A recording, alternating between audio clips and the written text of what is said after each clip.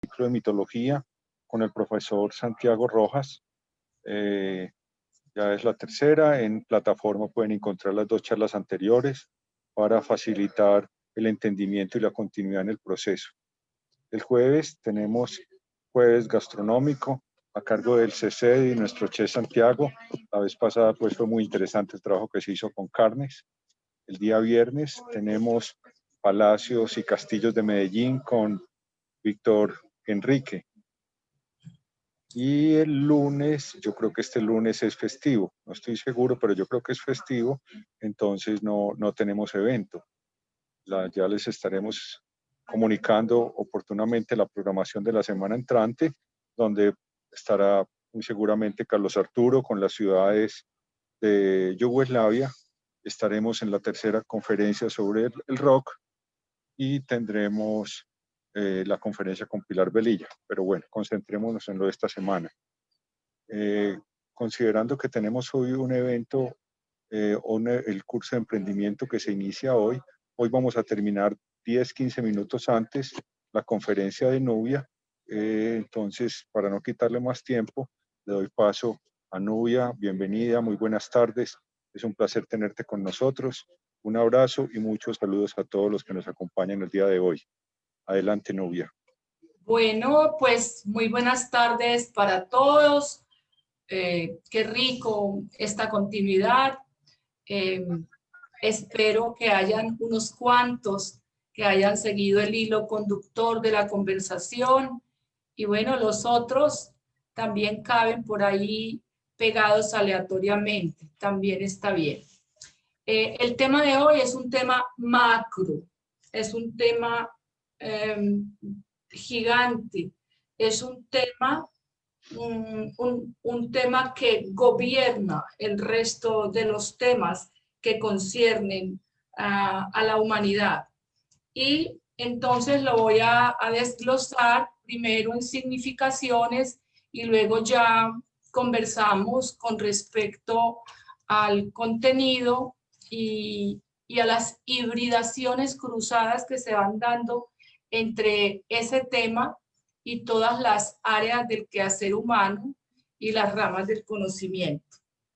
Me puse en estos días de ociosa a hacer la línea del tiempo de los inventos humanos. Otro día hice la de los descubrimientos, en orden pues cronológico. Pero pues me puse a hacer esa línea del tiempo del paso a paso a través de la historia de todos los artilugios, técnicas, artefactos, herramientas, armas, equipos que la suprema inteligencia del Homo sapiens ha construido. Pero viéndolo desde otra perspectiva, me pareció que por ingenioso que sea cualquiera de esos dispositivos, el ser humano ha hecho otros inventos, porque lo que hoy nos importan es los inventos, lo que ha salido de su magín, lo que ha construido ex profeso para un beneficio, y coincido y acato plenamente el criterio de esa gente que se dedica a mirar la vida con la perspectiva como de un dron. Y entonces realmente los grandes inventos de la humanidad vienen a ser la escritura, el lenguaje, los números, la imprenta, la agricultura,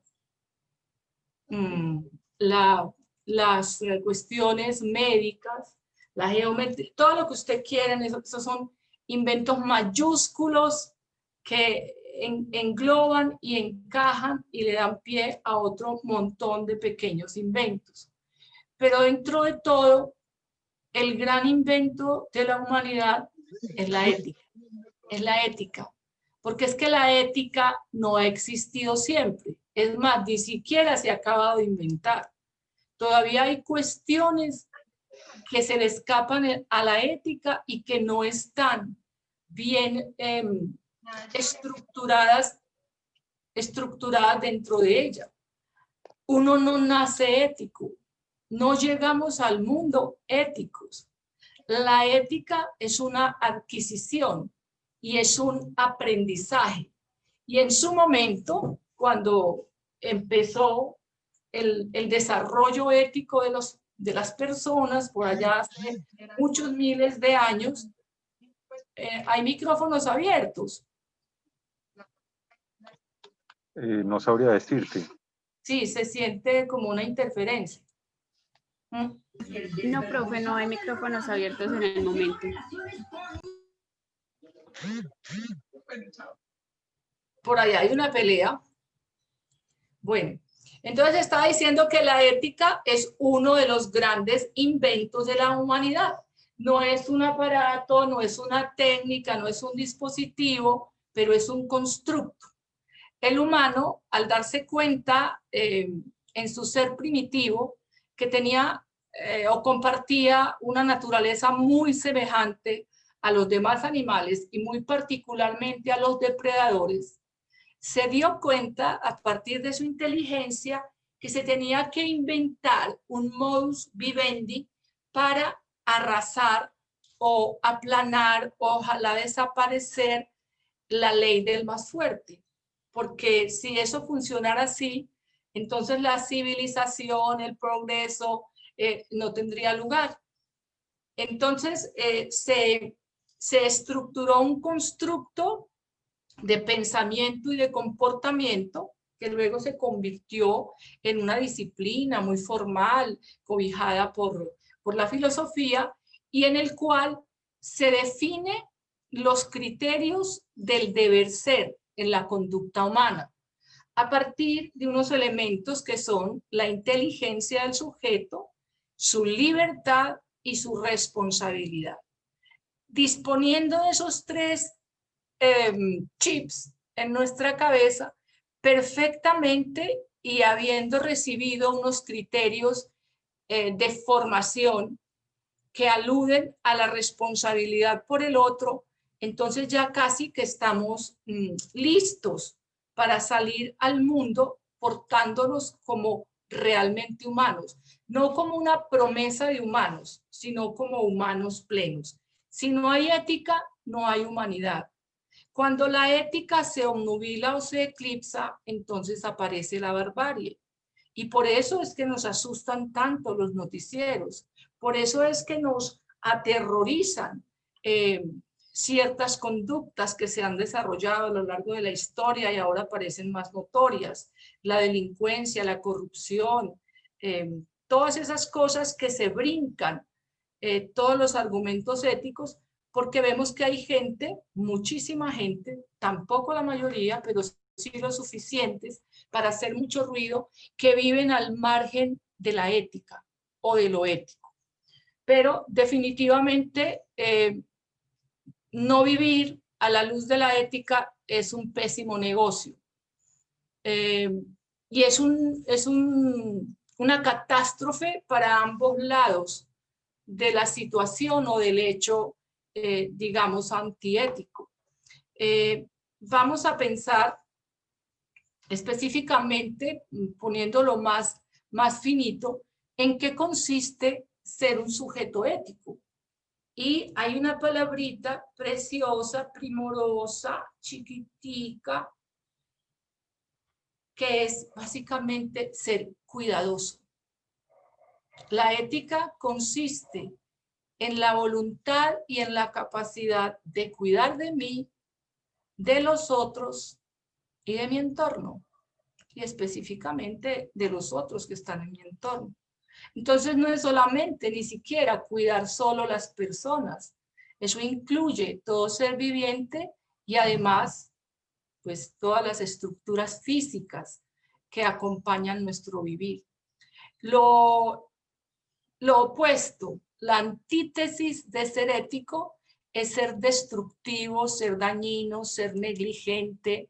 Es más, se dice que cuando alguien no es cuidadoso, decimos que es una persona abandonada, porque ser ético es cuidar. Cuidar es proteger, conservar, mejorar, a mí mismo, a los otros que me lo permitan y al entorno en que habitamos. Lo opuesto de cuidar es no atender, o sea, abandonar. Entonces uno puede ver gente abandonada. En primera instancia, abandonada de sí misma. Sí, por eso es que es tan agudo y tan crítico el ojo de todos cuando conocemos a alguien y le hacemos ese barrido y ese escaneo para buscar indicios de abandono.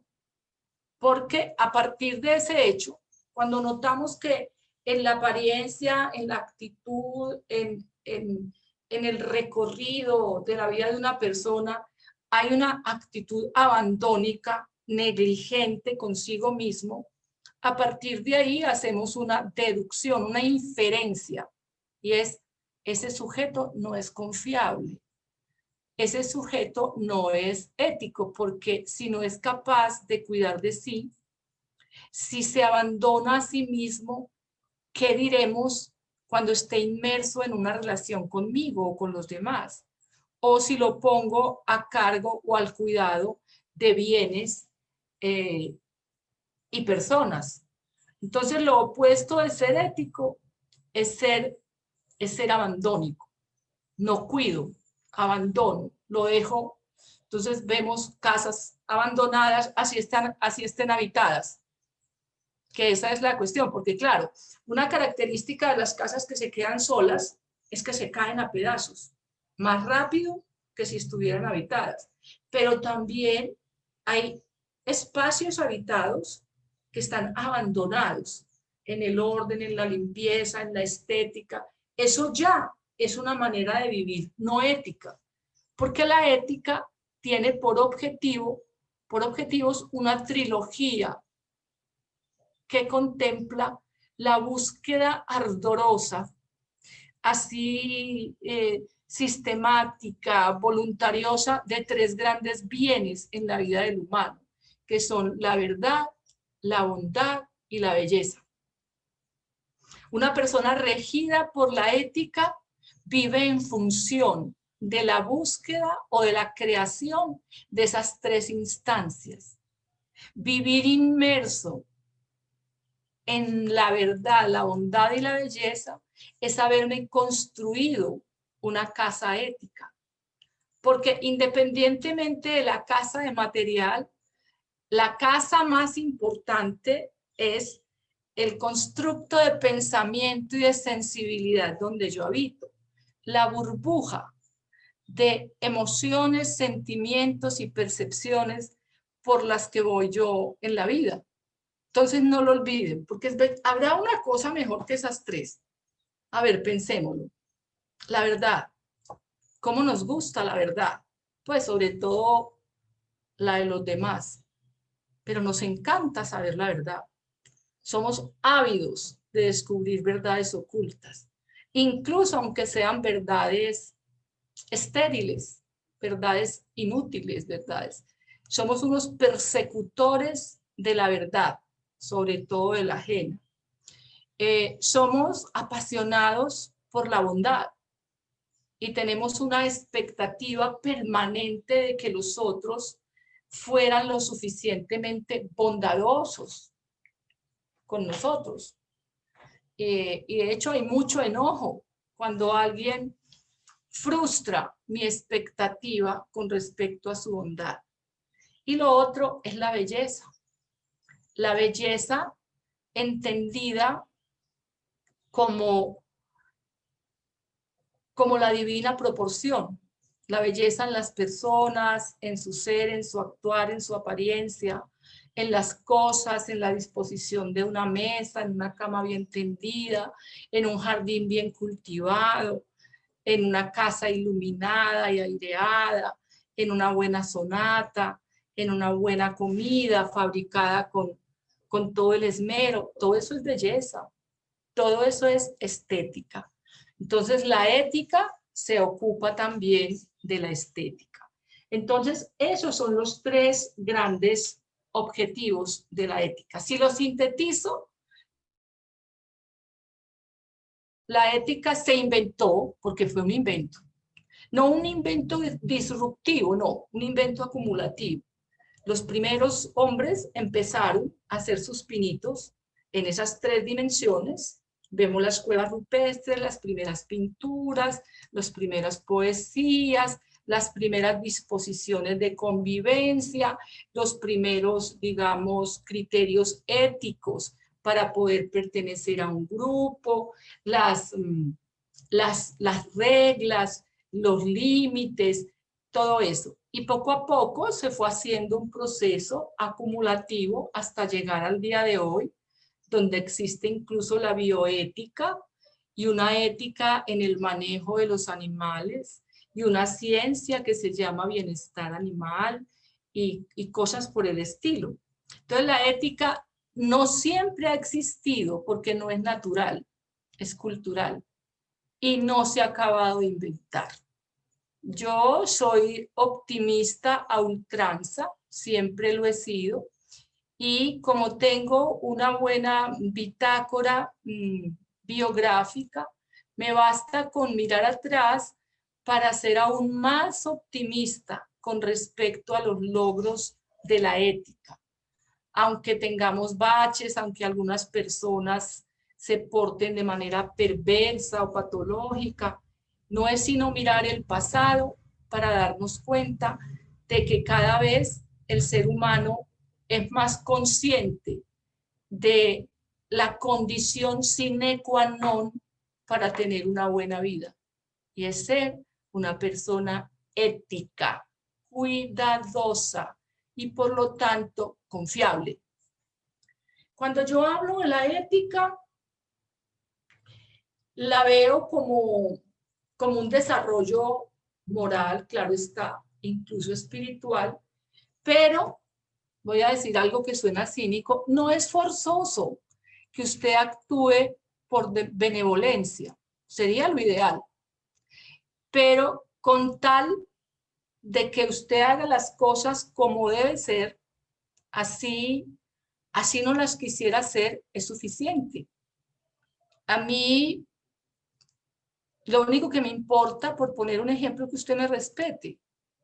Si me respeta, porque no respetarme le atraería consecuencias y usted no, negativas, si usted no las quiere.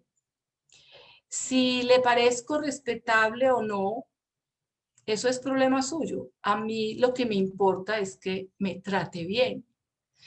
Pensemos en la ética del comportamiento de nuestro sistema metro, que es una cosa inusitada, siendo nosotros como somos, que hay parchecitos, pero en términos generales es absolutamente increíble que una cultura ciudadana impregne un transporte masivo de esa manera y que todo el tiempo los altoparlantes están emitiendo unos mantras: saludar, sonreír, ser amable, señor pasajero, sea el puesto, hágase para la raya de acá. Si uno se sienta en el piso, que alguna vez lo hice porque estaba muy congestionado, y llegan dos policías y te dicen no te puedes sentar ahí. Y yo digo, pero no estoy haciendo nada malo. Ellos no me lo dicen, pero básicamente es, no se ve bonito, no se ve bien, ¿sí? Y como cuando alguien quiere propasarse en el metro, sea un propio o extraño, es la gente la que lo defiende. Que al bajarse del metro la gente abandona el comportamiento ético, es otra cosa. Pero si quieres viajar en él, tienes que asumir, tienes que investirte de una actitud ética que va desde los modales, los gestos, los movimientos corporales, el ruido, bueno, cosas como eso. Entonces, yo sé que es abusivo definir la ética tan sencillamente, pero espero que haya sido suficiente para lo que vamos a seguir conversando. Entonces, la ética es un invento, el invento más grande de la humanidad en mi sentido. Porque yo creo que podríamos prescindir de cualquier cosa en la civilización, de cualquier artilugio, cualquier artefacto, pero de la ética no. Si prescindiéramos de la ética, entonces estaríamos obedeciendo al llamado de la selva. Ahí sí, sálvese quien pueda, todos contra todos, y la ley del más fuerte. Entonces, la ética es básicamente lo que nos hace humanos. Que no todo el mundo está habilitado para el ejercicio de la ética, no. Porque es que para ser ético, y sobre todo ético de verdad, no un ético de mentiras, pues de fachada, de apariencia, aunque por lo menos, pues por lo menos que sea eso. Es imperativo disponer de un nivel de inteligencia suficiente, tampoco tiene que ser mucho, porque las personas con inteligencia deficitaria obviamente tienen una gran dificultad para entender el impacto de sus actos, sobre todo en el mediano y en el largo plazo. De hecho, hay una, a ver cómo la llamamos, será una patología y es la miopía ética. Y de miopía ética padece una inmensa mayoría, incluso personas que sí tienen una inteligencia normal y hasta tirando a brillante. Voy a poner el ejemplo de la miopía pues, física. Ser miope es que tú no ves sino de muy cerquita y de lejos no ves. Sí, no ves. No ves sino lo que tienes cercano. La gente que padece la condición de miopía ética es gente que actúa únicamente a la luz del beneficio, la ganancia, el disfrute, la oportunidad inmediata. ¿Sí? Tipo Bart Simpson, no, Homero Simpson, aunque Bart es fiel hijo de su padre. De hecho, si queremos entender la ética, veamos la serie. La serie de Los Simpsons es una serie muy profunda, es muy cómica y todo lo que quieran, pero es una serie filosófica bastante profunda y es una apología de la ética y una diatriba, una queja, un lamento contra lo no ético.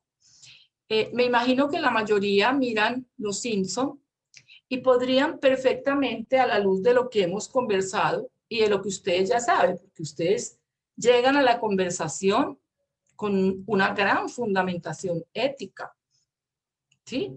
De hecho, creo que todos son muy buenas personas.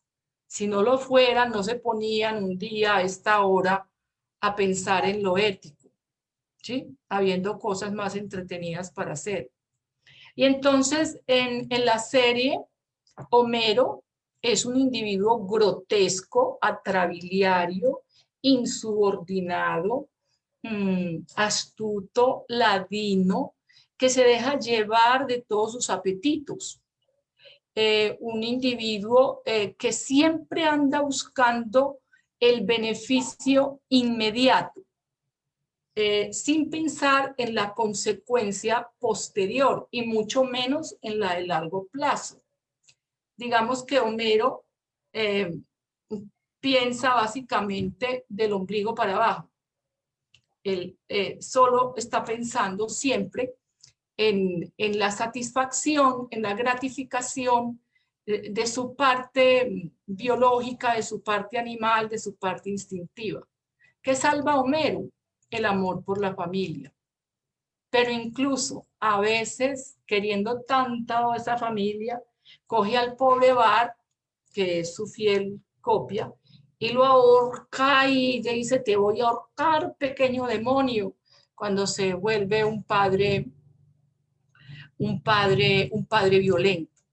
Entonces, Bart y su papá Homero son el paradigma de lo no ético, del ciudadano trivial, del ciudadano descuidado, oportunista, astuto, mentiroso, rayanos en la delincuencia, improvisadores, que se la pasan eludiendo el trabajo difícil, las obligaciones, que son capaces de cambiar grandes logros por satisfacciones básicas como el comer y el beber. Por el contrario, al otro lado, tenemos el paradigma del comportamiento ético, cuidadoso, riguroso, amoroso, que vienen a ser Lisa y, ¿cómo es que se llama la mamá de Lisa? La mujer de Homero. Hey, No sé cómo se llama. Margie, la que tiene el pelo así. ¿No se llama Margie? Marge. Marge. A ustedes no les cae muy bien Marge. Por supuesto. La misma dulzura con que maneja lo burdo que es Homero. Cómo no se sale de su centro, es una mujer ecuánime, regida por principios y es una mujer plenamente ética. Y lo mismo es la niña Lisa, la intelectual rigurosa que a veces pues peca por exceso. Entonces, la ética es ese hilo conductor de la inteligencia y la sensibilidad que pretende irnos llevando por el camino del desarrollo y la trascendencia, ¿sí? En el nivel del ser y del saber. Eso es lo ético. Y lo ético transversaliza la vida. En eso se parece al dinero. No hay área de la vida humana que no esté tocada, así sea tangencialmente, por lo económico o por lo ético. Entonces pensemos, ética de las relaciones. Y cuando las relaciones son éticas, sean amorosas, sexuales, sociales, laborales, cuando yo no instrumentalizo al otro para alcanzar mis fines, cuando yo no abuso, cuando yo no convierto al otro en un medio para mí, ¿sí? Cuando yo no alieno al otro para mi propósito y para mi servicio. Ah, ustedes me dirán, pero podemos hacer relaciones de mutua instrumentalización. Ah, eso es otra cosa, Alfredo. Tú me ayudas, yo te ayudo, tú me colaboras, yo te colaboro, tú me enseñas, yo te enseño, tú me tratas bien, yo te trato mejor. Como decía por ahí en un graffiti, trátame como un ángel y te mostraré lo que es el cielo. Eso se llama reciprocidad, mutualidad. Y de hecho es una de las ganancias inmediatas de la ética. Uno de los beneficios inmediatos, porque hay beneficios de mediano y largo plazo, pero el más inmediato de tratar éticamente a los otros es que induzco en los otros, con algunas deshonrosas y miserables excepciones, a que tengan un trato semejante conmigo, ¿sí? Como me trates, te trato. Entonces, sí, pueden haber relaciones mutuamente instrumentalizadoras, ¿sí? De hecho, muchas relaciones de pareja lo son.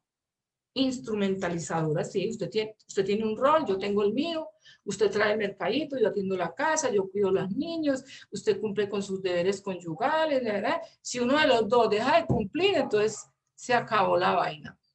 Aunque a veces hay amores tan sofisticados donde ni siquiera por esas. Entonces, ese ser miope, cuando yo soy una persona éticamente miope, que no soy capaz de perfilar las consecuencias de mis decisiones impulsivas y de mis elecciones en el aquí y el ahora, obviamente mi vida es una sucesión ininterrumpida de desastres. Es más, ni siquiera tienes que hacer un montón de cosas cotidianas. Lo voy a poner en estos términos. La importancia de la ética. La ética está acotada por la ley, por la iglesia, ¿sí? Por los estados, por el Estado de Derecho, social de derecho, por el ejército, por todos lados. Todas esas instituciones lo que hacen es crear como unos rieles para que el que no tiene introyectada la ética, entonces lo llevamos así derechito, ¿sí? Entonces, cuando yo incurro en un comportamiento que subvierte un orden ético, que a su vez puede ser político, establecido un solo comportamiento, uno solo, un episodio nefasto, deliberado o involuntario inclusive, te puede dañar toda la vida. A mí eso me parece tan triste. Y no es excusa y ni siquiera es atenuante decir, no, es que Alfredo ha sido un hombre muy bueno, él no tiene antecedentes, el pasado judicial de él es impecable, él nunca le había pegado a una mujer, pero resulta que le pegó y con tan mala suerte que ella se cayó del golpe tan duro a Alfredo, se dio aquí y se mató y Alfredo se va para la cárcel por feminicidio, habiendo tenido toda una vida impecable de eticidad. ¿Sí? No, ni siquiera, porque eso es una cosa que yo pretendo que quede claro, ni siquiera es necesario llevar una mala vida o una vida antiética. Con una sola vez puede pasar, aunque hay gente que tiene una mala vida y se muere en la cama de cáncer de próstata y no pasa nada. Sí, que esa es una parte que, que a todos nos molesta bastante porque no parece que hubiera una dinámica de acción y reacción. Entonces, vamos a mirar la otra palabra, porque es que yo apenas estoy definiendo. Vamos a hablar de ética para ser feliz. Y yo ya me arrepentí de ese título, porque es que ese título tiene una promesa de valor impagable. No, usted puede ser un santo, y ni siendo un santo, tiene la garantía de la felicidad. Tiene muchas probabilidades, pero garantía no. Entonces le voy a cambiar el título aquí in situ. Entonces le voy a decir ética para no ser muy infeliz. Se la voy a poner así. Ética para no ser muy infeliz. Porque si la gente que vive arbitrariamente, porque básicamente eso es lo que es un delincuente, un cínico, un corrupto, ¿cómo se llama eso? ¿Cómo se llama la gente que vive al margen de la norma? Un transgresor, un outsider, gente que no quiere, incluso esas personas que viven de esa manera subrepticia, porque muy pocos son tan locos o tienen tanto poder como para enfrentarse al colectivo. El problema con la gente que no se rige desde el Estado de Derecho ni desde el contrato social es que actúan de manera subrepticia y hacen muchísimo daño. Pero obviamente esas personas están construyendo un descenso escalonado. Yo no puedo construir mi vida a espaldas del desarrollo de las otras personas. Lo voy a poner de esta manera, felicidad, porque es que el problema con la palabra felicidad es que es babosa, untuosa, como untada de jabón, resbalosa. Defínala pues, atrápela, atrápela. Mire, es más fácil definir ética. Ética es un constructo racional acerca del deber ser y se traduce específicamente en el ser cuidadoso de mí, del otro y del entorno. Ya, simple.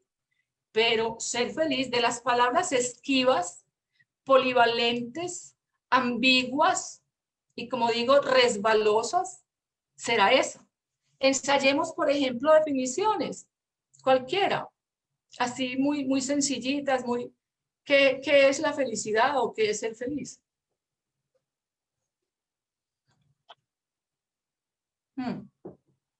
Muy complicado. muy complicado. Entonces yo te voy a dar definiciones, no necesariamente la mía, porque como hay niveles de felicidad, hay gente que tiene una noción de felicidad muy pequeña, muy modesta, muy precaria, muy gente que uno se pregunta y que uno ve que está feliz y uno dice, ¿y usted está feliz con eso? ¿Y a usted le basta con eso? Entonces hay niveles, en esta vida hay niveles de felicidad. Entonces hay felicidades, digamos, diminutas en sus componentes, pero pueden bastar para embellecer toda una vida. Y hay felicidades o ideas, porque ese es el problema. Entre más elaborada, entre más parafernalia tenga su idea de la felicidad, menos posibilidad tiene de alcanzarla. Hay gente que tiene una idea de felicidad que uno se pregunta, ¿a usted quién le metió eso en la cabeza? Pero vamos a simplificarlo. Voy a dar 2 o 3 definiciones. Felicidad, estado de bienestar subjetivo. Porque a mí nadie me puede venir a decir que yo soy feliz o infeliz. Hay gente que me ha dicho, ay, doña Nubia, ¿usted cómo vive? Bueno, yo no le contesto, le digo, ¿usted qué va a saber? Porque es que el bienestar no depende tanto de la realidad que estoy viviendo, sino de las expectativas que yo tenía o que yo tengo. Porque es que mi bienestar se tiene que medir contra mis expectativas.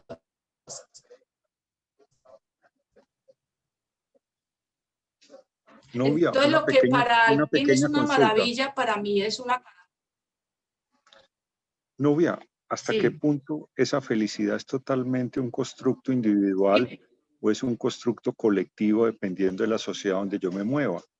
En un país supremamente pobre, la felicidad puede ser de unos niveles, como tú dices, precarios, pero en aquellos países que es abundante, de pronto ese nivel mínimo ya no está en mínimo, sino muy distinto. Entonces, la felicidad también se vuelve un constructo social o un imaginario en algún momento. Las expectativas. Y entonces yo le pongo este ejemplo muy humilde, muy sencillo. Yo me di cuenta que era pobre, pobrísima, a los 13 años. Y ahí dejé de ser feliz en ese momento. Fui muy feliz hasta los 13 años, porque en el entorno que vivíamos todos éramos muy pobres. Pero entonces lo que prevalecía no era la abundancia de recursos, sino las relaciones, el juego, lo casual, el agua, el pantano, poder comer salchicha, mortadela, eso era una felicidad, poder ir al campo de aviación a ver los aviones, pero porque éramos pares. Lo que más contribuye a la desgracia y a la infelicidad de la gente es tener acceso a compararse con otros. Y ahí entonces los estándares de felicidad globales se dispararon, porque antes un keniano, un ugandés allá en África, pues está bailando descalzo, pero cuando le llegan las imágenes de los reggaetoneros negros con el bling bling y las superhembras y la cosa, ya al negrito le dañaron la felicidad, porque le obnubilaron los estándares. Lo mismo que le pasa a un muchacho cuando llega a la universidad. A ciertas personas, al llegar a la universidad, le quitan la ingenuidad, le quitan la inocencia y le dicen, vea papito, usted no había visto, esto es inconmensurable, lo que se puede hacer, lo que se puede lograr, hasta dónde se va a llegar, ¿cierto? De hecho, la gente con más posibilidades de ser feliz dicen que son los idiotas o la gente muy disminuida intelectualmente, porque no alcanza a prefigurar o a concebir logros muy elaborados, ni muy, ¿sí? Entre más inteligente sea una persona, tiende, a menos que lleve esa inteligencia hasta el nivel de sabiduría, que no todo el mundo lo logra y se quedan en meros eruditos, ¿sí? De más cuenta se da, de más cosas se da cuenta, más cosas percibe, más lecturas hace. Lo que a un ingenuo o a un simple o a un idiota, porque idiotas y estúpidos también hay, aunque suene insulto, pero no, son categorías psicológicas y tienen definiciones. Entonces, le pasa desapercibido, le parece trivial. Las personas altamente sensibles e inteligentes ven su felicidad torpedeada todo el tiempo, ¿sí? Las perturban muchas cosas que a otros los dejan indiferentes. Entre otras, por ejemplo, hay quienes no son capaces de ser felices ellos solos. Y no me refiero a vivir en soledad, sino que yo no puedo ser feliz y yo sé que allá al frente están viviendo una desgracia. Yo no puedo ser feliz si yo sé que afuera hay un montón de niños allí en San Diego, de niñas que sacan a prostituir sus mamás a las 7 de la noche. Yo no puedo ser feliz si pasé y vi un perro callejero y no lo pude recoger. O yo no puedo ser feliz, por ejemplo, me pasa si me doy cuenta que el señor de arriba está golpeando a mi vecina, pues no sé, cosas así. Entonces, la felicidad es absolutamente relativa. La ética no es relativa. Ese fue un invento horroroso, yo no sé de dónde salió, que la ética es relativa. Pues que las cosas son malas o buenas de acuerdo a su libre albedrío. No, señor, la ética es taxativa. Lo que es malo aquí es malo en cualquier parte. Y la ley jurídica y los mandamientos lo dicen. No matarás, no robarás, no, sí, es eso. No dañar al otro. Pero entonces, ya terminamos o le dimos una pasadita a la ética, estamos pensando el asunto de la felicidad, que es más complicado. Es más complicado definir la ética, es menos complicado definir la ética, incluso es menos complicado encarnarla. Es que ser ético no es tan complicado. Es más complicado ser jodido. Es más complicado ser, ¿cómo se le dice a eso? Ser un bellaco. Es más complicado ser un delincuente. No, ¿tú qué dices, Alfredo? No, no es una vida como más compleja. No sé si será muy complicado porque al tener menos conocimiento, casi que se habla de unos códigos muy distintos y no tienen los valores que pueden tener otros. Entonces, para ellos puede ser muy sencillo. Se crearon en un espacio donde ser delincuente puede ser lo normal o lo adecuado para sobrevivir. Entonces, los parámetros empiezan a ser muy distintos a los de otros espacios de la sociedad. No, yo me refiero ni siquiera a eso, que puede ser muy fácil, puede ser trivial. Me refiero es a los riesgos, a las contingencias, a la clandestinidad y sobre todo al rechazo del colectivo y a la persecución, no solamente legal y policial, sino de la gente. Porque en un país donde hay una corriente delincuencial y corrupta tan grande, la justicia se ve impedida, impotente y a veces colabora. Entonces empieza a operar una ley muy sencilla y es la justicia por la propia mano, ¿cierto? Entonces a eso me refiero, que llevar una vida no ética, mira por ejemplo decir mentiras, tan complicado decir mentiras porque usted dice una mentira y para sostener esa tiene que decir 20 y se tiene que acordar dónde la dijo y a quién se la dijo. Mire, ser infiel, que es una forma pues de no ser ético, habiéndolo prometido, ¿cierto? El problema es cuando a uno lo presupone infiel, pero es que yo no he hecho ese compromiso de exclusividad con usted nunca. Usted es el que se lo imaginó. Ser fiel, no, qué pereza la infidelidad, usted andar saltando matojos con el celular metido entre los calzoncillos, no, eso es horrible. Ser ético, digo yo, es una vida más tranquila porque es más clara, porque es más simple, porque no necesito subterfugios, o si no vea, que no lo veo muy convencido. La dichosa vida de las mujeres alegres. Hay un vallenato que dice, Decime qué es lo alegre de tu triste vida. Decime. Entonces, de entrada, yo pienso que la gente no ética tiene un déficit cognitivo. Así se crea. Ah, es que Pablo era muy inteligente. No, era astuto como una rata. Era astuto porque astucia e inteligencia no son lo mismo. La astucia es la habilidad para conseguir un objetivo. Inteligencia es la capacidad de fijar objetivos que realmente valgan la pena y que me conduzcan realmente a un estado de bienestar. ¿Sí? Entonces, ¿tenés algo en la punta de la lengua? ¿Qué es? Nubia, es que me pica la lengua un poco porque es que aquí hay dos elementos que me parecen importantes que de pronto no los toques ahora. La ética es de lo individual y la ética es de lo colectivo.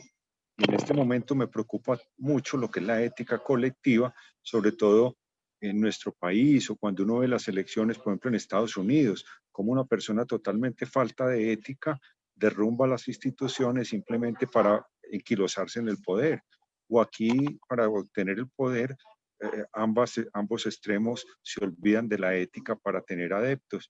Entonces, ¿cómo esa ética está haciendo que todo un país, de alguna forma, o un mundo entero, empiece a ser más infeliz? Porque deja de creer en sus valores, en su justicia, en el deber ser, en sus instituciones.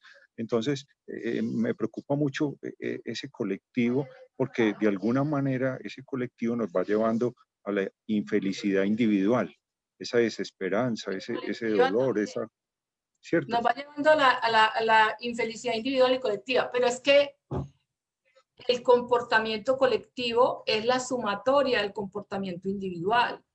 Para adherir a Donald Trump, yo tengo que ser un sujeto lerdo, yo tengo que ser un sujeto con unos intereses meramente económicos, tengo que ser una persona muy superficial, tengo que ser una persona muy poco pensante. Es que de hecho, usted pregúntele a alguien de quién es opositor o de quién es, a quién sigue. Nada más con usted saber eso, ya más o menos se imagina la mentalidad del sujeto, ¿cierto? Nada más con eso, porque es que la gente como las aguas busca su nivel. ¿Y qué es lo que pasa con la democracia? Que la democracia es la ley de la mayoría y la mayoría casi nunca tiene la razón. Y no necesariamente por malos, sino por ignorantes, por errores de perspectiva, porque sacrifican el bienestar de mediano y largo plazo a un bienestar inmediato. Me van a dar un cheque, me van a dar un empleo, me van a regalar un tamal, me van a dar acceso, me van a dar residencia. Sí, es lo mismo, es miopía ética. Las propuestas que hace Donald Trump son de inmediatismo. Él hace propuestas de inmediatismo. Se dedicó a repartir cheques para comprar la conciencia de esa gente, para hacer un depósito en la cuenta afectiva de ellos y generar reciprocidad. Recuerda, yo te mandé un cheque en la pandemia, ¿cierto? Entonces, y podría mandarte otros. Entonces, yo no me voy a extrapolar a la ética colectiva porque la veo simplemente como la sumatoria de las éticas individuales. ¿Sí? Hagamos de cuenta que la sociedad es un cuerpo, hagamos de cuenta, no, eso somos. Y cada uno de nosotros es una célula. Y si las células semejantes, contaminadas o neoplásicas se van juntando, hacen un gran tumor. Siendo la democracia el menos malo, no el bueno, el menos malo de los sistemas políticos, tiene ese problema. Que cuando los torpes, los ineptos, los sinvergüenzas, los ignorantes, los miopes mentales, los corruptos se juntan, son mayoría. Okay. Alguien lo decía, le tengo mucho miedo a los estúpidos. Yo no me acuerdo quién fue en Estados Unidos. Le dije, ¿por qué? Si es un estúpido, porque son muchos.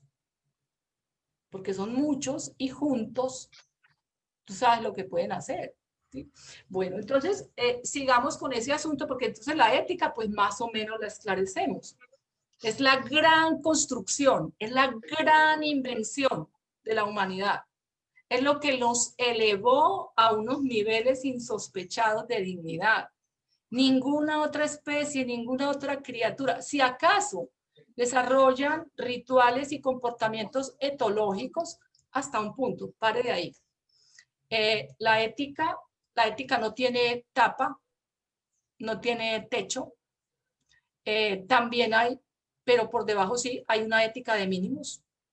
Usted puede ser ético a lo básico y nadie puede objetarlo, no está cometiendo delitos, ni lo pueden echar del trabajo. Hay una ética de mínimos. La han oído mencionar, una ética de mínimos. Y es que yo solo hago lo que sea estrictamente obligatorio, lo que me toca. Y evito hacer únicamente aquello que esté prohibido. Pero si no está prohibido, y todo lo malo no está prohibido, y si no estoy obligado a hacer tal cosa, no la hago. Entonces, una ética de mínimos, por ejemplo, es el que practica un empleado que hace lo mínimo para que no lo echen, pero ni un milímetro más. Son personas que no tienen orientación a la excelencia. La excelencia en el desempeño de cualquier tipo es una ética de máximos. Yo hago lo que me toca, y voy más allá. Lo que entre en mi margen de, ¿cierto? Yo como pareja puedo practicar una ética de mínimos. Lo mínimo. Una vez a la semana, al mercado, no le pego. Una ética de mínimos. O puedo ser una pareja, o podemos ser una pareja con una ética de máximos. ¿Sí? Lo mismo con profesores, los políticos también. Entonces, la ética de mínimos equivale a la legalidad. La ley lo dice. Si usted hace o deja de hacer esto, se mete en un problema. Lo encarcelo, le cobro una multa. Punto. El resto queda a su libre albedrío. Entonces, no es lo mismo ser legal que ser ético, que ser justo. Hay muchas injusticias que son legales. Hay muchísimas injusticias que son legales, porque no están tipificadas como delito. Muchos abusos, muchas ignominias, muchos atropellos, muchas que cada vez van entrando más en el detalle. Si usted le pega al perro, va a tener un problema. Si usted insulta a una persona, de pronto, pero no, estamos regidos la mayoría por una ética de mínimos.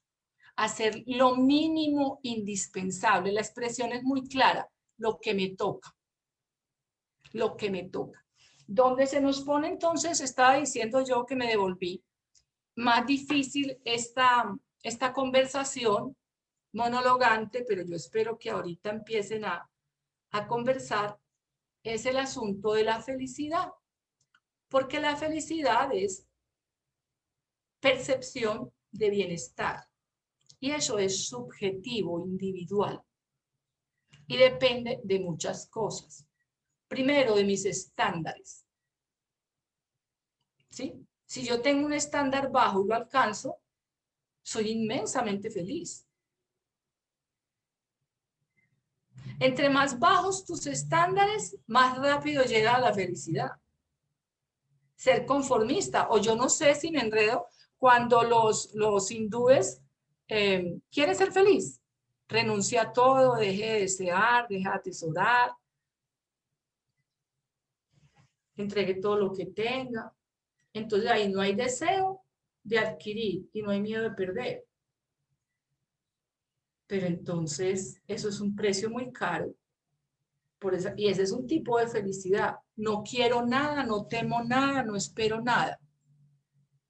Pero hay un tipo de felicidad que todos conocemos y es cuando yo estoy a portas, así que estoy tocando el cielo con la puntica de los dedos. El momento más feliz de la vida ni siquiera es cuando logras, sino cuando estás a punto de lograrlo. Ese es un momento de gloria, porque luego el logro se normaliza, se trivializa. Normal. Pongo un ejemplo, una de las cosas que más felicidad le da a la gente comúnmente, un carro de lujo. Un carro de lujo que es una adquisición cuyo único fin es a prestigiar al propietario. Y eso concede un elemento de felicidad. Claro, soy exclusivo, soy distinto, soy de mejor estatus, tengo una evidencia de logro. Un carro de lujo es un bien posicional, así se le dice, bien posicional. Es una adquisición cuyo único objetivo es a prestigiar al dueño. ¿Saben cuánto dura la dicha, la felicidad del carro nuevo? ¿Ah? Cuando voy por él. No, tampoco así, pero tiene es decir, hay un límite de tiempo cuando ya normal y ya empieza a haber otros carros mejores. Y no solamente el carro nuevo, el apartamento nuevo. Se dice que más o menos, pues neuroquímicamente, en 3 meses, esos grandes logros ya están trivializados. ¿Sí? Esos grandes logros ya están trivializados. Muy poquitas personas poseen el don de que siguen queriendo las cosas que ya tienen. O mejor, disfrutando lo que ya tienen. La mayoría no disfruta lo que tiene porque está pensando en la próxima adquisición. ¿Sí? Entonces, esa es la cuestión. La felicidad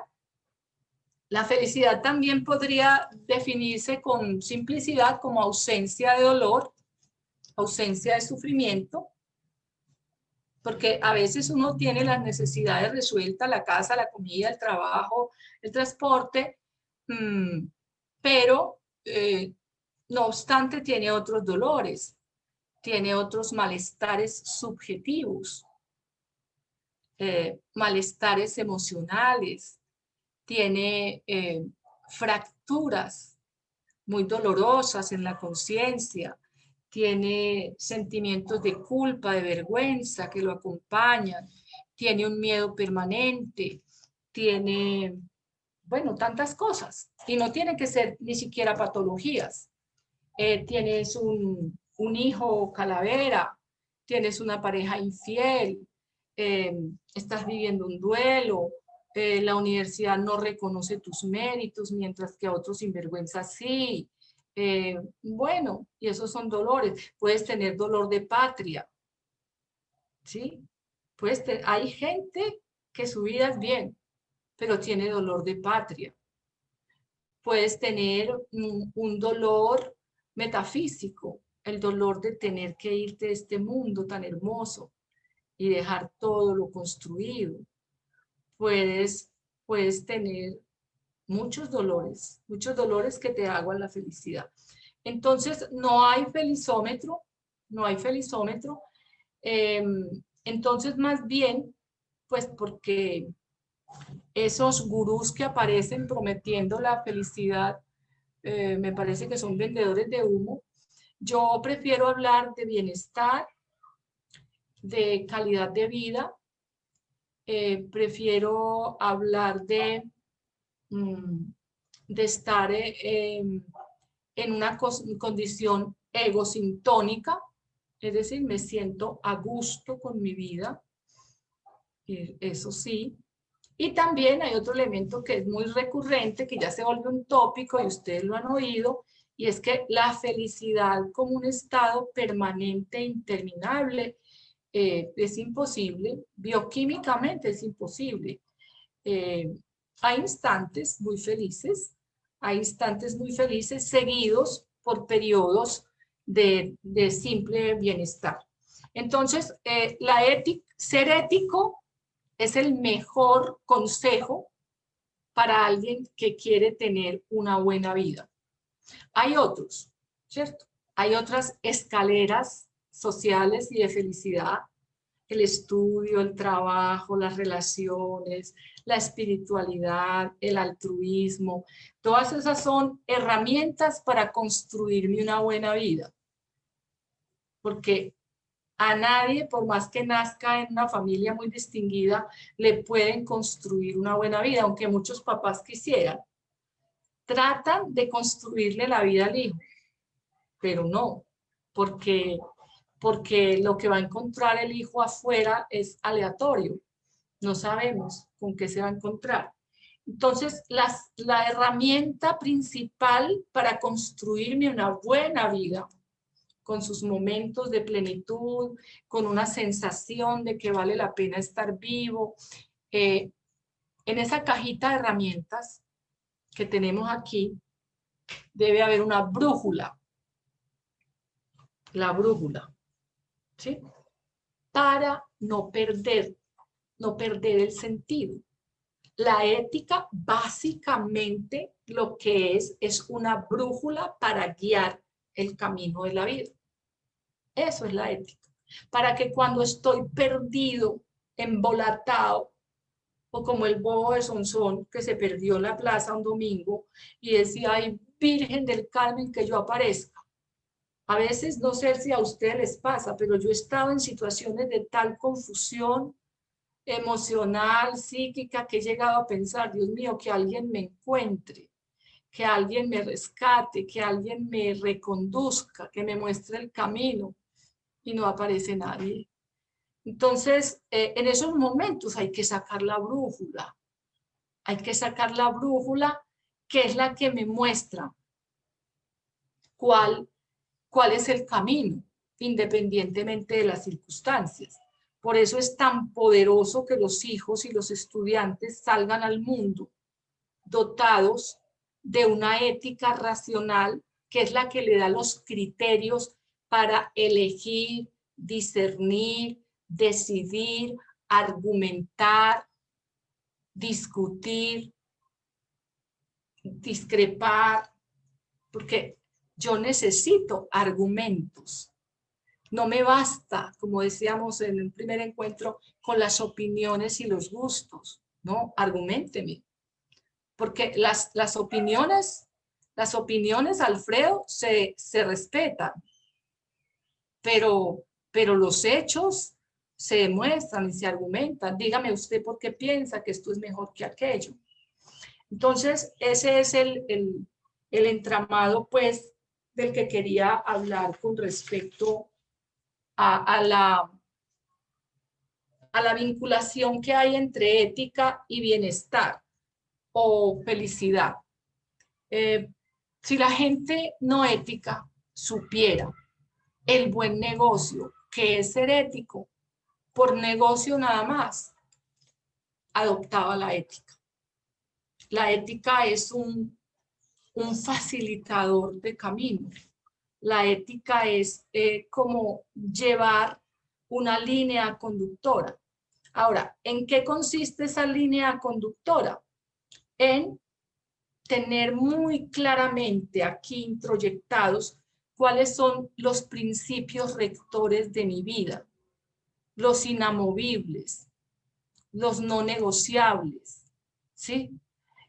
Si no los tienen, y cada uno verá, la ética misma ya ha establecido, ya ha hablado de 4 criterios éticos que se llaman cardinales. Hay otros muchos, hay gente que es un dechado de virtudes, porque es que la ética se hace de virtudes. Un sujeto es ético cuando tiene un buen carácter, porque es que uno llega al mundo con un temperamento, uno no elige temperamento, le toca, y hay temperamentos muy malucos, muy difíciles, pero el carácter se forma en el mundo. El carácter es el conjunto, el repertorio de hábitos buenos o malos que yo voy adquiriendo para irle respondiendo a la vida.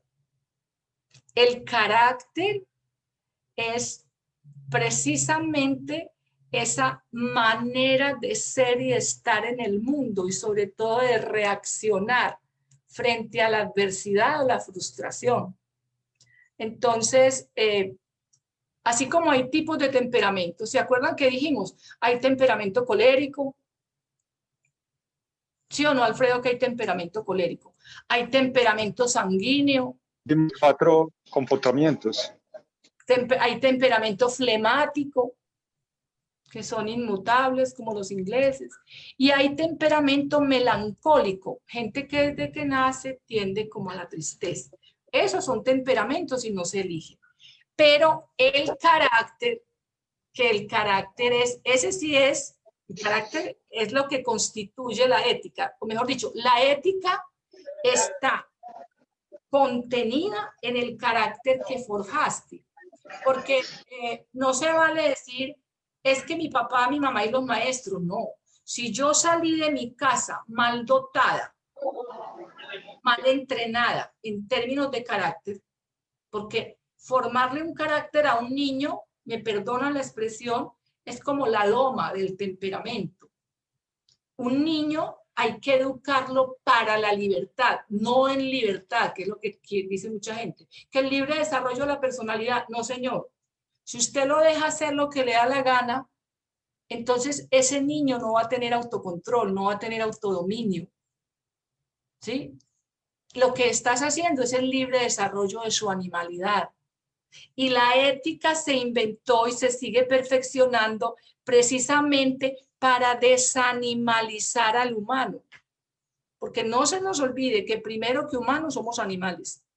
Y como animales tenemos instintos, tendencias, tenemos una naturaleza humana que es muy maluca. Ningún animal tiene una naturaleza tan perversa. Somos los principales depredadores en la escala alimenticia de la humanidad. Entonces, el carácter se forja a base de educación, de límites. Y entonces, vea, le cuento a Alfredo los caracteres que hay. Son las 5 y 10. Caracteres. De acuerdo a la educación, la circunstancia, los ejemplos, los tutores que tuve, porque como uno no elige tutor, y normalmente uno aprende por imitación, entre mejor tu carácter, más fácil tu vida. Más amado, reconocido, respetado vas a ser. Más oportunidades te van a brindar. Entonces, tipos de caracteres. Hay un tipo de carácter de logro, pues, porque eso es aprendido, que es el carácter virtuoso. Es gente tan bien educada, tan bien desanimalizada. Sí, porque los que tienen hijos aquí saben que son perversos polimorfos, que son dañinos, groseros, perezosos, envidiosos, peleadores, acaparadores. Si usted logra quitarle toda esa rebaba, todo ese musgo, toda esa cosa, y usted mismo es una persona referencial, entonces puede salir al mundo, aunque hay gente que lo logra ya en la adultez, se pule el carácter, se quita las verrugas y las llagas del carácter.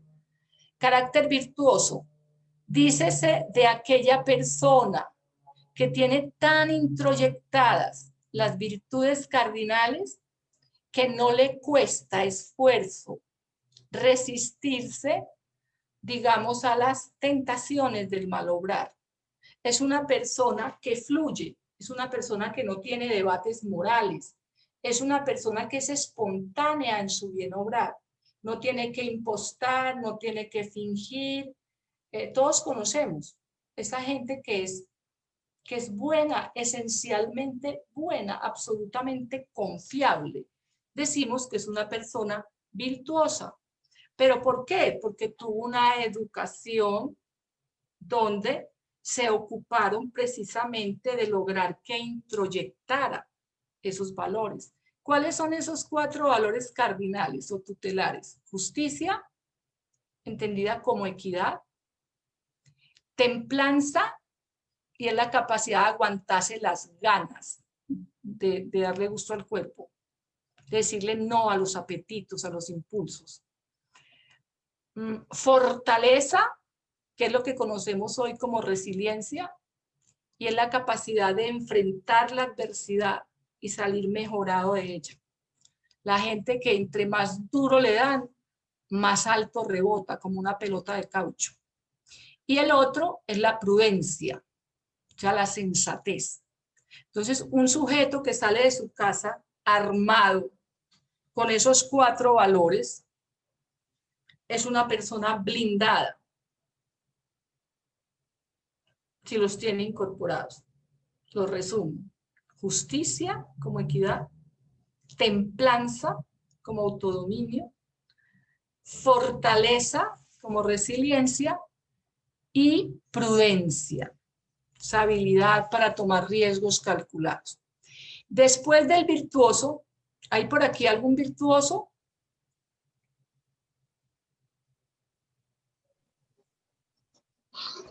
Difícil saberlo. Esa gente que le dice, pero usted ¿por qué le bota corriente a eso? Eso es muy fácil. Sí, claro, para usted que no tiene apetitos y pasiones descontroladas y que ya se los atenuaron. Bueno, después del Pero virtuoso. sí los hay, novia, existen. Y uno es afortunado de conocer algunos. Yo conozco algunos allá en ese grupo, claro. Luego vienen los moderados. No, ya no son virtuosos, pero tampoco salieron tan mal formados. Digamos que ellos sí tienen algunas dificultades en ciertos momentos, pero logran controlarse. ¿Sí? Es decir, tienen, pongámoslo así, no encuentro otra palabra, debe haber otra, tentaciones, ocasiones, dudas, lo hago, no lo hago, me como, no me lo como, lo cojo, no me lo cojo, le digo, no le digo. Ese es muy común, donde uno se debate moral. Pero es que salgo con ella, pero es que es una peladita. No, pero es que está casado. No, pero es que eso sería ser desleal con mi amiga. Y finalmente esa persona la mayoría de las veces logra tomar una decisión ética, con dolor y todo, pero logra. Luego de ese viene uno más bravo, que es el carácter intemperante. Es la persona que es muy impulsiva, es la persona que todo lo quiere, es la persona que es muy efusiva, es la persona que es muy apasionada a todos los niveles y le cuesta un esfuerzo actuar siempre éticamente. Le cuesta un esfuerzo no pecar, le cuesta un esfuerzo no transgredir, le cuesta un esfuerzo no meter la pata, le cuesta un esfuerzo no consumir esa cosa que no debe consumir, le cuesta un esfuerzo tan grande no ser infiel. Y cuando lo es, se atormenta tanto con la culpa, Sí, ¿entienden ese pedacito? Se llama el intemperante, sufre mucho. Y por último, está el cuarto carácter. Estamos hablando de cómo llevan la ética en su vida las personas de acuerdo al carácter que le formaron y se forjó. Y por último está el vicioso, o sea, por oposición al virtuoso. Y no estoy diciendo necesariamente que sea adicto a algo, no, es que lo opuesto de virtud es vicio. ¿Y qué es vicio? Malos hábitos. Y para acabar de ajustar este sujeto, ni siquiera pelea con ellos. Y ni siquiera siente remordimiento. Y ni siquiera le da pena. Ah, no. ¿Para qué dejo la plata mal puesta? No le dé papaya. Ah, no. Ella quería que la atendiera, la atendí. Ah, no, a papaya puesta, papaya partida. El cínico que se parece tanto al avivato de la cultura del atajo de Antioquia. El vicioso. Que todo le parece permitido y válido. ¿Sí? Es oportunista, aprovechado, manipulador, también los conocemos. Que usted sabe, puede ser amigo suyo, pero si le da papaya, se lo lambe. Tumba al señor caído y no se le da nada. Es capaz de robarle a la abuelita. Y no estoy hablando de grandes delincuentes, aunque también lo hay, sino en lo cotidiano. Gente en la que no se puede confiar. Gente que no dudaría en ponerte zancadilla en un proceso de promoción. Gente que se gasta la plata que no tiene en cosas que no necesita para aparentar. Gente que cambia de pareja como cambiando de pantalones. Es un carácter vicioso. Y ese carácter vicioso obviamente los arrastra a una vida como una vorágine muy vertiginosa, muy tenaz.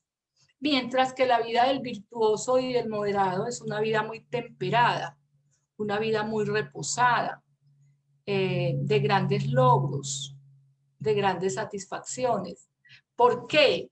Porque el entorno les cree y la confianza, la credibilidad del entorno los eleva, les teje una red de apoyo social, los postula para muchas cosas, los hace depositarios de confianza y además son personas que no tienen que hacer triquiñuelas para enmendar las consecuencias de sus actos. No tienen que buscar plata a la carrera para tapar un desfalco, no tienen que sobornar a nadie, no tienen que pagar abortos, no tienen que conseguir abogados costosísimos, no tienen que vivir desgarrados entre la pareja y el otro. Es eso. Es la ética se condensa en el carácter. Y el carácter es la serie de hábitos adquiridos. ¿Y qué es un hábito? Una conducta automatizada. Ni al virtuoso ni al vicioso le toma tiempo pensar si lo hago o no lo hago. El virtuoso dice de una, no. Mira, que un torcido, qué tal, que saquemos unos equipos. No, cambiemos de tema. El vicioso de uno, ¿qué hay para hacer? Los otros dicen, no, parce, pero es que eso tal cosa. Bueno, hagámosle, pero con miedo. ¿Habían visto o conocían esa caracterología? Yo no la conocía, Nubia. En esos términos tan claros, no. Porque así como la vez pasada miramos el temperamento para que cada uno se identificara, ¿cierto? Si yo soy colérico, si yo soy flemático, si soy melancólico, si soy sanguíneo, que eso no lo elijo yo, entonces también para que miren qué carácter tiene, que es un buen carácter virtuoso o por lo menos un carácter moderado. Un carácter intemperante es el que primero actúa y después piensa, es el que explota y después se arrepiente. Y el vicioso es un cínico, se muere de la risa. Ahí está como es de boba. Ahí está como es de, ¿cómo se dice? ¿Cómo es que le dicen a uno cuando no? Pues como es de atrás. Inocente. No, como atrasada, como salamera, como, bueno, porque para ellos todo es, y la respuesta es esta. Digo, Alfredo, ¿tú por qué hiciste eso? Y dice, normal, todo el mundo lo hace, normal, y el argumento es ese. Porque confunden la normalidad estadística con la normalidad ética y no es lo mismo. Hay muchos tipos de normalidades. Entonces, la ética está depositada como en un envase en el carácter. Y el carácter se forja desde la infancia, ¿cierto? Por la vía de los límites, de la disciplina, del ejemplo. Entonces, miremos preguntitas, porque ya es hora como de preguntitas. Yo creo que nos da un poco de tiempo, pero hay una pregunta que está en el tintero que formuló Jorge. Él pregunta, ¿qué pasa si se incorpora el concepto de civilidad coordinado con el de ética? Yo no tengo muy claro el concepto de civilidad, aunque lo puedo intuir. No sé si nos podía dar claridad en ese sentido. Eso se articula divinamente. Es que la civilidad es una consecuencia de la ética. La civilidad es la capacidad de vivir civilizadamente en comunidad, por oposición a vivir en barbarie, ¿cierto? Por ejemplo, usted sabe que en Medellín hay zonas, hay lugares donde ahí no hay civilidad. Por ejemplo, a mí me encanta ir allá debajo de los puentes al bazar a rescatar antigüedades, pero allá yo me siento como en medio de hienas, yo me volteo como el anticristo, como así en 360, pero corro el riesgo, ¿cierto? Porque allá no hay ninguna civilidad. Allá te escupen, te meten la mano en bolso, te dicen groserías, te meten un billete falso, te tumban, te estrujan. No sé si alguno de ustedes va al bazar de los puentes o no se atreve. Allá no hay Yo no civilidad. voy porque no tengo ningún interés en comprar algo allá, pero Ni quitado, obviamente uno ha estado en espacios así y de verdad ni es quitado, difícil, ni quitado, por supuesto. ¿cierto? Pero hay espacios de plena civilidad. Jorge dice que tú eres muy arriesgada. Yo soy atrevida. Lo que pasa es que yo me Sí. disfrazo de viejita coja y voy con una ropa bien mala, muy camuflada. Bueno, hay espacios de plena civilidad donde usted se siente seguro y protegido. Por ejemplo, usted se va para Parques del Río, a un picnic allá, ¿sí o no? Sí. Por ejemplo, usted se va, bueno, hay muchos lugares. Yo me voy para el Jardín Botánico en plena civilidad. Yo me voy para la Biblioteca Pública Piloto. Se entiende, se asume y se garantiza que todos los que estamos convocados ahí cumplimos con los mismos cánones y con los mismos estándares y que tenemos intereses comunes, ¿sí? Aunque no habrá de faltar un infiltrado. Pero la civilidad es tejido social construido a base de la ética, ¿sí? Tiene todo que ver. Bueno, un elemento también para señalar es que en los tiempos modernos y sobre todo en Colombia, la ética tiene dos grandes enemigos. Uno, hay muchísima impunidad judicial. Es decir, no da abasto el sistema judicial para atrapar y retener a los infractores. Entonces, mire, por ejemplo, en asesinatos, la impunidad es del 98%. Entonces, esa impunidad le dice al infractor, no hay castigo, no hay problema. La impunidad refrenda el hecho y lo estimula a su repetición. Y como además se acabó la noción de infierno, creo que fuimos la última generación que creíamos en el infierno y en el diablo. Ya ni los niños siquiera creen en eso. Una mamá cualquiera, medio, ya ni muy joven, le dice al niño, si sigue así, voy a llamar al diablo. Dijo, llámelo, yo lo quiero ver. No, entonces, sin justicia policial ni jurídica y sin demonio.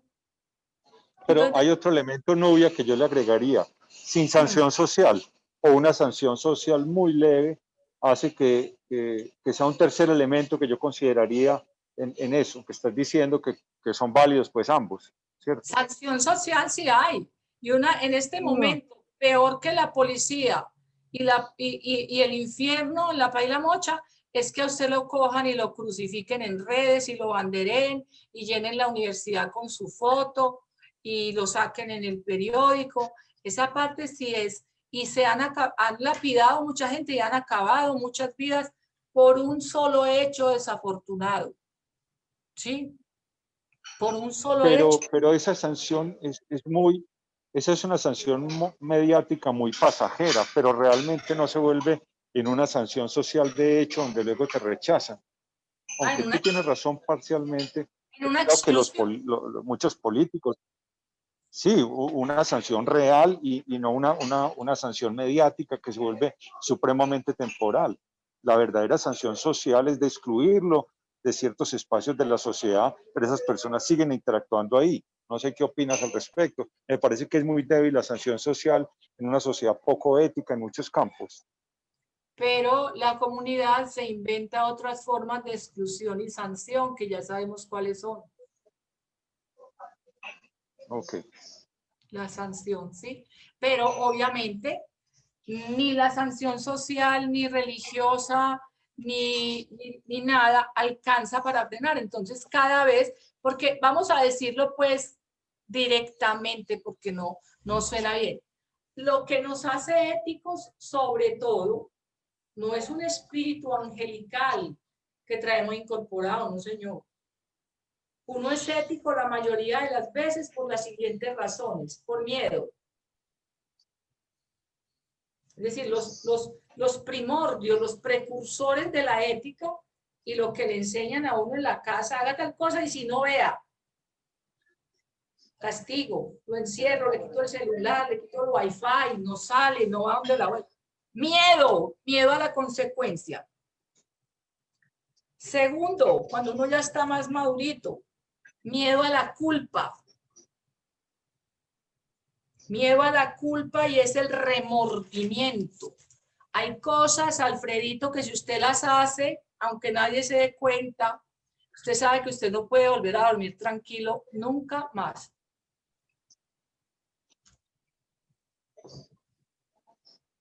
¿Cuántas cosas hemos dejado de hacer o hemos hecho por evitar la culpa?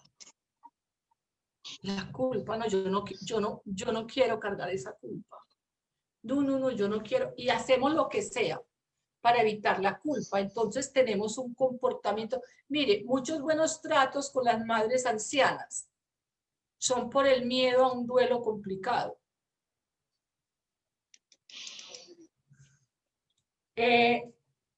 La otra cosa a la que le tenemos pánico y nos hace adoptar un comportamiento ético: la vergüenza.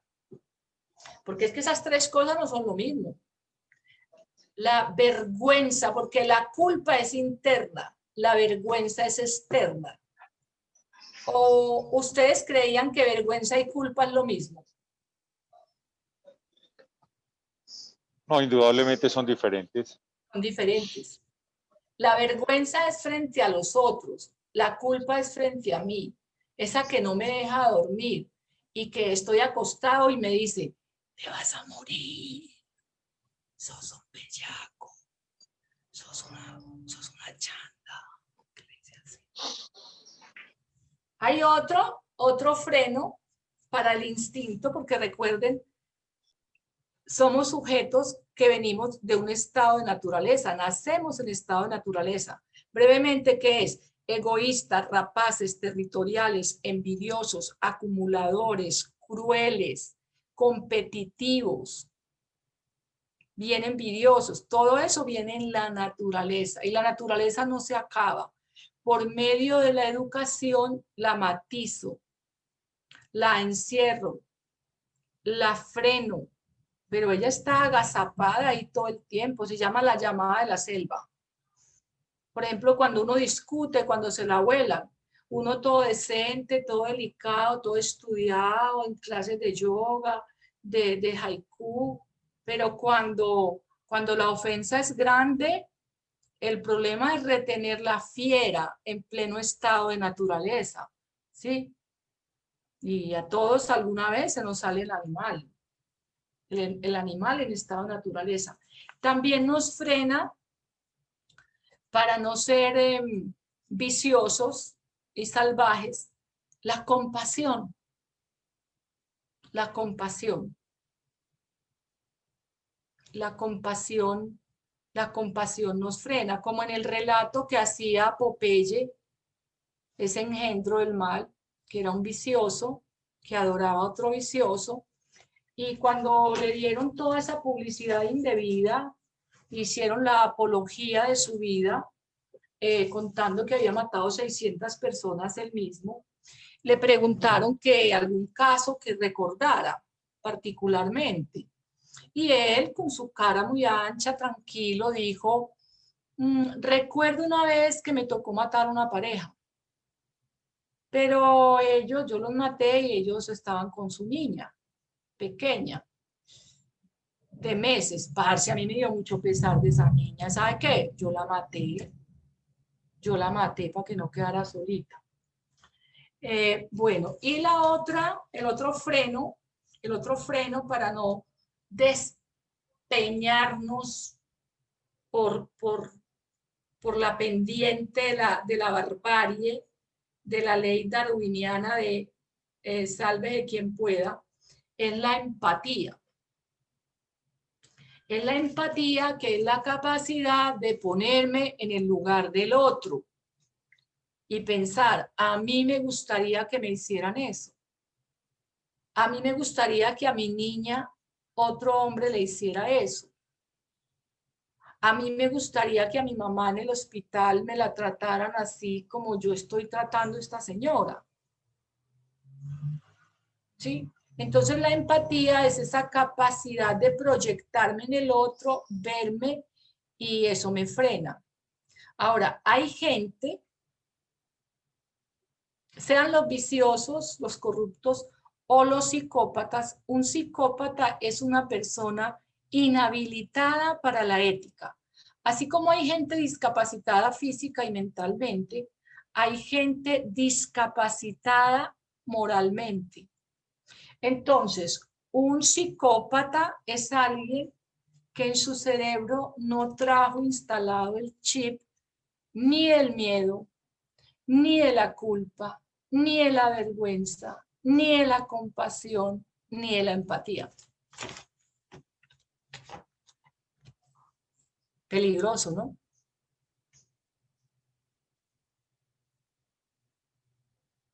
No vamos muy lejos, Popeye, Garavito, Rafael Uribe Noguera.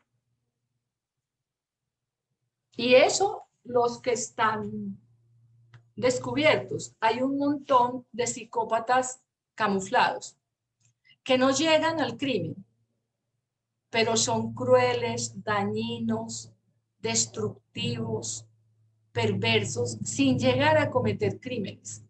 Es posible estar casado con un psicópata o tener, se llaman psicópatas como adaptados o algo así. Ellos no incurren en delitos, pero son igual de crueles, de desvergonzados, de atrevidos.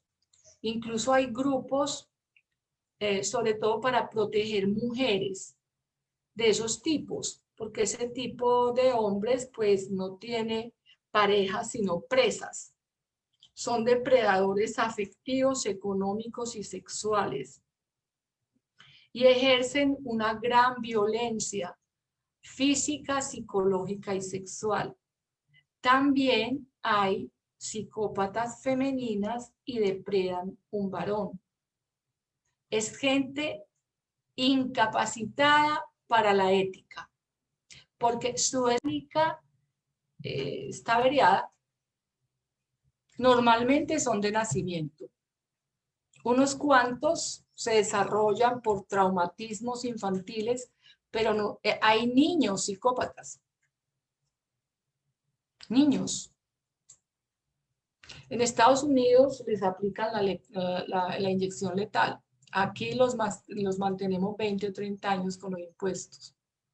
Hay gente que no es viable, hay gente que no es para este mundo. Bueno, tiempo, preguntas. Bueno, tú puedes leer el chat, porque hay de pronto algo que es un poco largo para yo leértelo. De pronto lo lees y puedes responder, Sí. sobre todo Sí. lo último.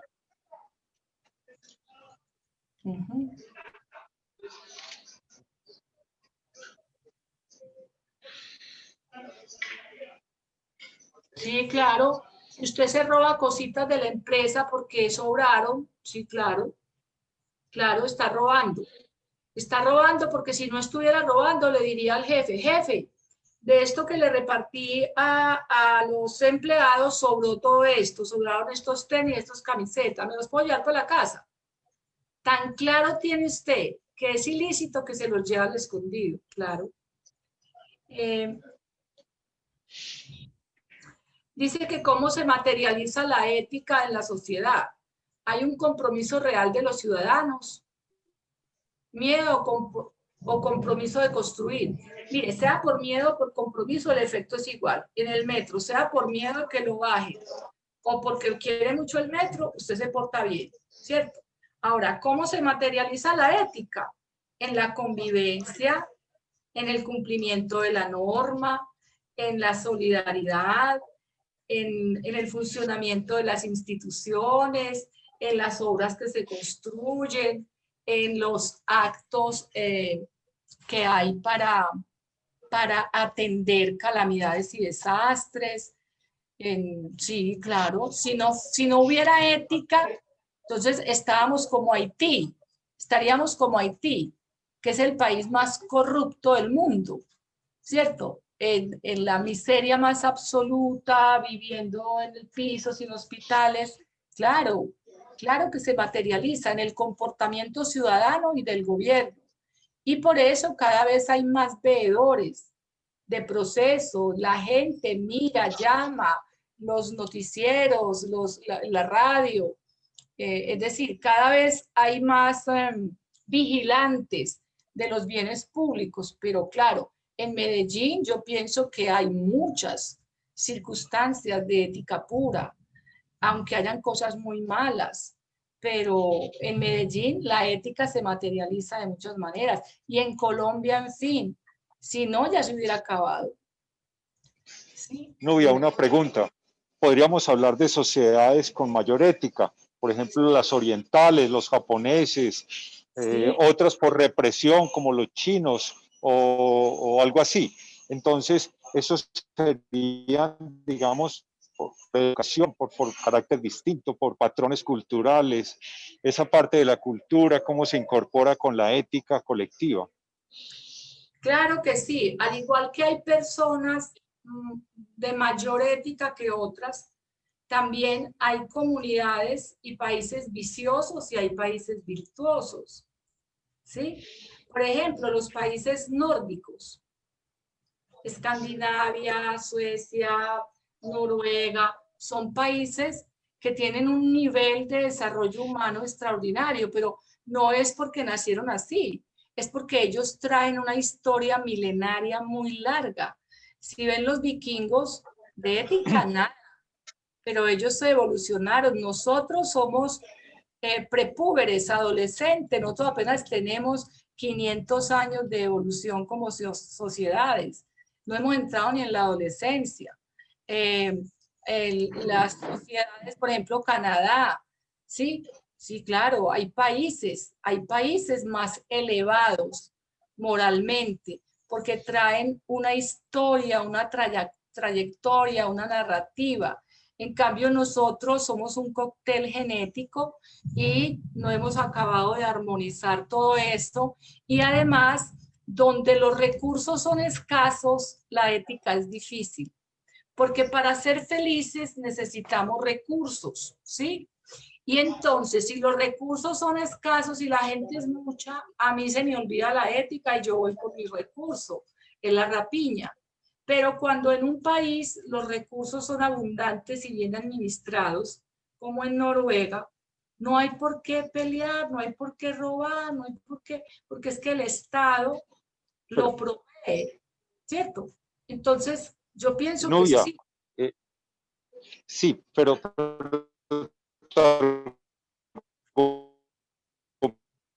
momento me parece parcial. ¿En qué sentido? No tenía sino japoneses y hambre. Tenían que eso es un montón de islotes y se puede decir muy poco recurso económico, tenían mucha hambre, habían perdido su máximo valor que era el emperador. No tenía nada, sin embargo lograron convertir en una potencia económica y social y de valores. La ética de ellos, la ética del trabajo. Ayer salía en el periódico, eran los chinos hablando de las dificultades que están teniendo aquí y dice, no importa, porque es que de dificultades vienen. Y dice, no nos van a temblar las piernas, ni vamos a doblar la espalda para enfrentar la Claro. adversidad. Claro, Sí. pero entonces no es cuestión simplemente de falta de recursos, sino algo más allá. Y si vamos a hablar de recursos, los recursos colombianos son infinitos. Tenemos clima, tenemos agua, tenemos bosques, tenemos todo, pero no tenemos ética. Pero no accesibles. La gente que se muere de hambre en Colombia no tiene acceso a la tierra, ni al petróleo, ni a las esmeraldas. Parece que tenemos problemas. Recursos, no basta con que hayan recursos, yo necesito la accesibilidad. ¿Sí? Yo necesito. Sí, es cierto. Sí, sí. Entonces son culturas milenarias, culturas digamos que ya son viejos, son gente que digamos están como Alfredo y yo, son personas maduras. Ya aprendimos, ya peleamos, ya dimos lora, ya todo. No nos vamos a poner con bobadas ahora. En cambio nosotros antropológicamente como cultura híbrida, mestiza, todavía tenemos mucho que aprender. Somos muy jóvenes como cultura, ¿sí? Entonces, ocurre lo mismo en las comunidades que en las personas. Es la maduración, el tiempo, el sufrimiento y los aprendizajes, ¿sí? Bueno, yo creo que tenemos por ahí 7, 8 minutos para preguntas del público. Quisiera que le abriéramos los micrófonos a los participantes. Ojalá las opiniones sean muy cortas o las preguntas cortas, porque acuérdense que tenemos un evento que debemos darle paso a la plataforma. Entonces, abramos micrófonos y Novia gentilmente nos responde.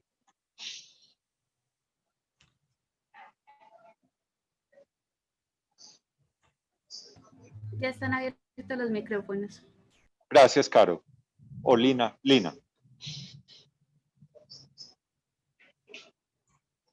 Adelante. ¿Quién quiere participar?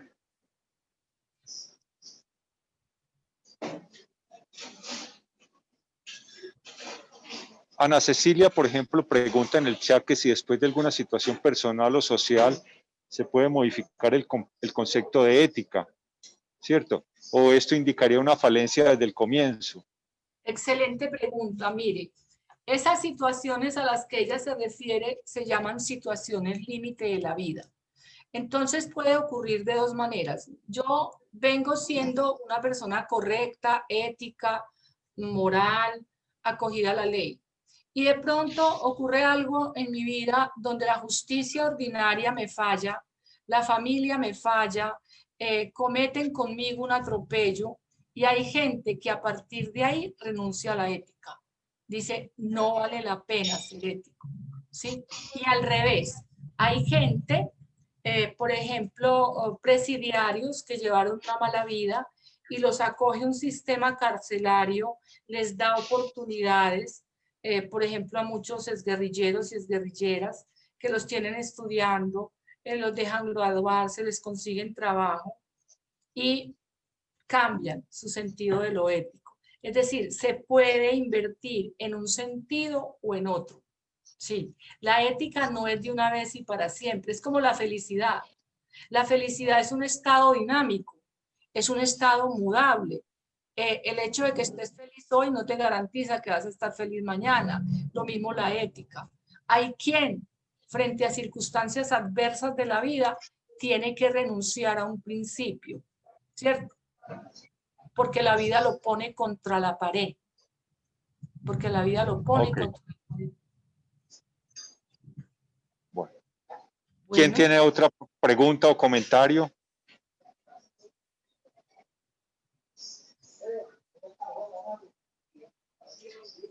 Bueno, Nubia, antes de despedirnos o antes de otra intervención, quisiera que nos contaras de qué vamos a hablar la próxima reunión.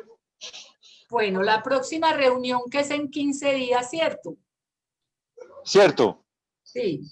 Bueno, ahí siguiendo con el hilo conductor, vamos a hablar de un tema donde la ética tiene todo que ver y es el reto de vivir en pareja. Vivir en pareja no es fácil. Es un estado ideal, yo pienso que el estado ideal del ser humano es vivir en pareja, siempre y cuando logres construir una buena relación. La vida es dura y si tenemos 2 cerebros, 2 corazones, 4 manos y 4 pies y 4 bolsillos, entonces de pronto logramos cumplir lo que dice la Biblia, ser el uno para el otro una ayuda idónea, un socio estratégico para la vida. Pero eso no es fácil y mucha gente lo que consigue es un enemigo íntimo. Entonces vamos a hablar de ese tema. Bueno, por acá hay una pregunta. Ok. Sí, claro, dale. La Ángela diferencia me entre la dice, ética racional y la ética emocional. Sí, Ángela María. bueno, la ética básicamente es racional. La ética no es emocional. La ética racional guía las emociones. Ética racional me dice, apenas para pegarle un puño, pero no me lo pego.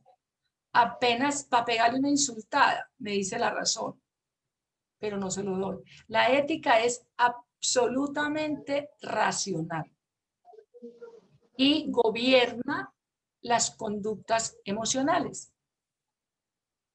Por eso las personas torpes o muy ignorantes o con una inteligencia deficiente les cuesta ser éticas. Bueno, muchas gracias, Nubia. ¿Hay alguna otra pregunta o comentario? Sí, Alfredo, permiso. Nubia, pues como siempre, una excelente disertación. Yo creo que hablar de la ética, pues digamos que se tomaría muchísimos tiempos porque la ética, además de todo lo que has dicho, pues pareciera ser el escenario en el cual sí, los seres sociales, el Homo sapiens como ser social, puede construir su proceso de aprendizaje, el proceso de aprendizaje a lo largo de toda su vida, el proceso de crecimiento dimensional de su espíritu y obviamente la creación de los espacios de felicidad por los cuales, digamos, se lucha de manera permanente en el camino, ¿cierto?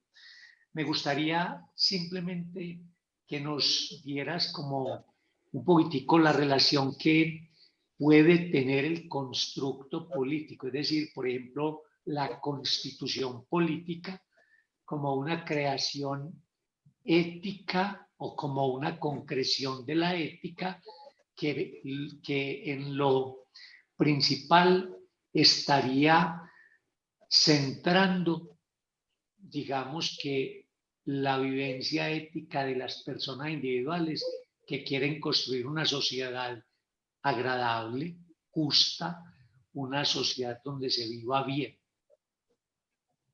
Ok. Adelante, Nubia. Bueno, Y con esta pregunta creo que debemos cerrar porque acuérdense que tenemos un compromiso. Entonces, adelante, Nubia. evidentemente el sustrato básico de cualquier constitución de cualquier país es la ética y su orientación es garantizar condiciones de posibilidad para que la gente busque y alcance su bienestar y su felicidad. La Constitución debe garantizar los derechos fundamentales desde la ley. Entonces, libertad, igualdad, la vida, la educación, nada más ético que una constitución política, porque se constituye en el marco jurídico para garantizarle a la gente que está viviendo en un país civilizado, no en un país bárbaro, y que todos los miembros de esa nación son sujetos de derecho, ¿sí? Y que se procura que todo el mundo reciba cuidado, protección y atención, que básicamente es lo que quiere la ética, no dañar, no instrumentalizar, no ser crueles, no producir daños innecesarios. ¿sí? Ese es el gran marco que nos ampara. Por eso todavía creemos en la institucionalidad. Muchas gracias, Nubia. Excelente. Todo cariño. Bueno, los dejo. Nos vemos el viernes. Chao, pues. Chao, pues. Hablamos.